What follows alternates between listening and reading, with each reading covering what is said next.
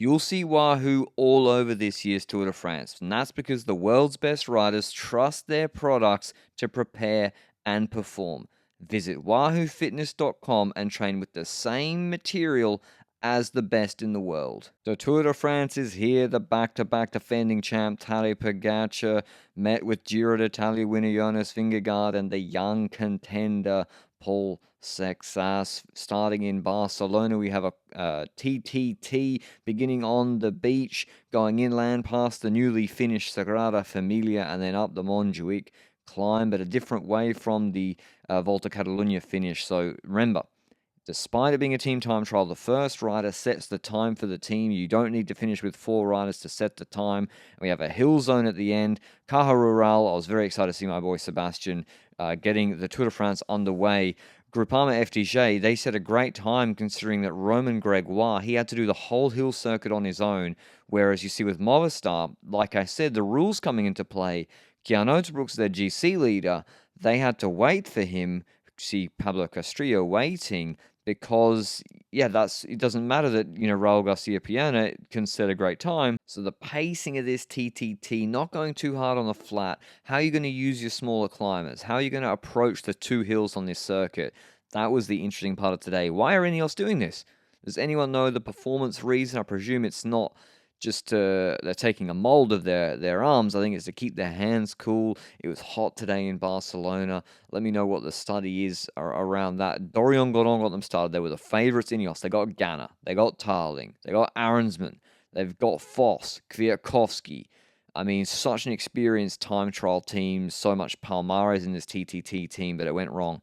Kevin Vauquelin has a mechanical. There was other riders in the Dauphiné TTT that had a mechanical that meant that they couldn't go for the win. He has a rear puncture, and they can't wait for him. With Oscar Onley out, they were all about the stage win. They don't wait, but it means they're the man down. One would assume that Vauquelin, you can see he's sort of saying, like, continue, I think. Vauquelin would have been their man for this zone, that they would have used Foss and Ganna to pace and launch him on this hill. Instead, Ganna does the quickest climb of anybody today. So Ineos, Ganna and Foss, despite having 2 riders for the last section, they managed it fantastically.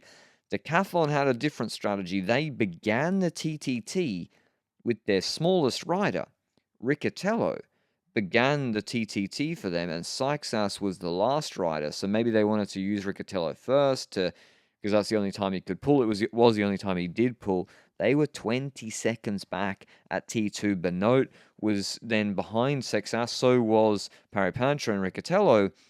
They pace with Sexas, but then the others get cooked in his wheel, and they basically don't do anything for him.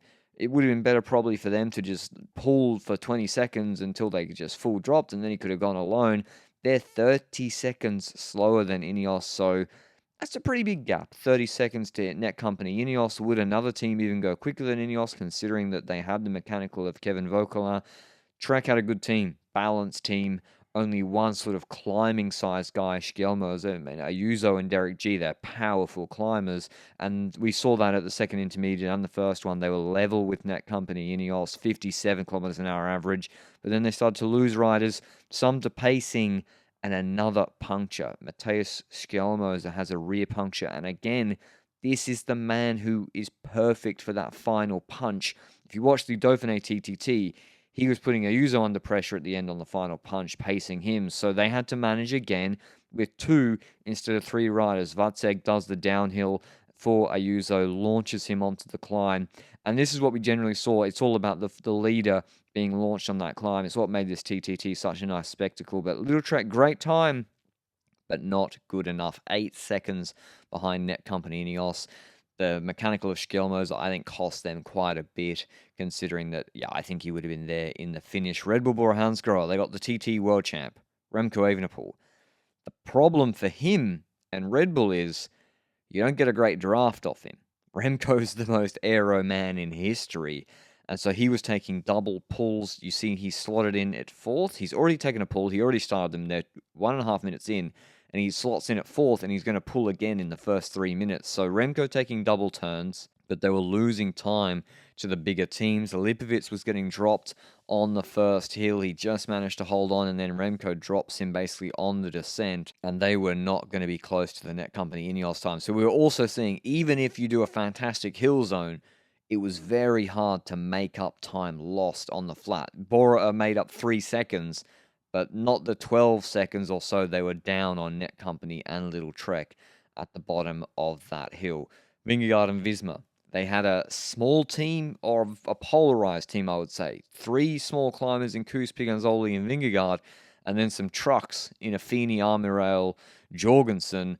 And it was interesting to see Vingegaard not pulling at all with Piganzoli and Kuss at the start of this TTT. They just used the 5 big units on the flat, and they were 2 seconds ahead of Trek at the second intermediate. Could they hold it, though? Would the small guys be able to actually do the climbs like Foss did, like Vatsek and G. West did for Trek, the bigger guys? Kuss was able to pull them over the top. Jorgensen did the fast descent with Vingegaard in the wheel. Piganzoli just hanging on. He was nearly dropping after he pulled on the first climb, and he was able to come past and slingshot Vingegaard, giving him another 150 meters after Jorgensen, and Vingegaard went off. You could see they had 1 minute 10 to go, about 550 meters. Vingegaard visibly suffering, grimacing, going past dropped Red Bull riders and managing to beat the Net Company Ineos time by about 8 seconds. A bit of a surprise, Visma weren't even the second favourites, but still another team on course. Net Company Ineos out of the hot seat. That team had the world champ of the road and also some big units. Vermeersch, Pollitt, Wellens Belgian TT champ multiple times. McNulty American Natty champ TT multiple times. But Pollitt, he's dropped in the first 9 minutes. Maybe a surprise for UAE. They get to the first hill. Del Toro looks behind and Pogacar gives him a nod like, yeah, I'm here. You ain't dropping me. Send it. McNulty gone at the base of that climb. So they only had 2 for 3Ks. Pogacar's looking at Del Toro, you're going to get back in my wheel. I need you. I need you to pace the descent after this and slingshot me into that final climb. Del Toro does that. So despite the individual class of these 2 riders, it's still 2 versus maybe 3 on other teams, or 2 versus 4. Poggy goes off, but they had too much ground to make up. They lost too much time on the flat. So despite Poggy doing a very fast hill and them doing the fastest from the T3 to the finish, they finish 11.5 seconds behind Visma Lisa Bike, who pull off the upset.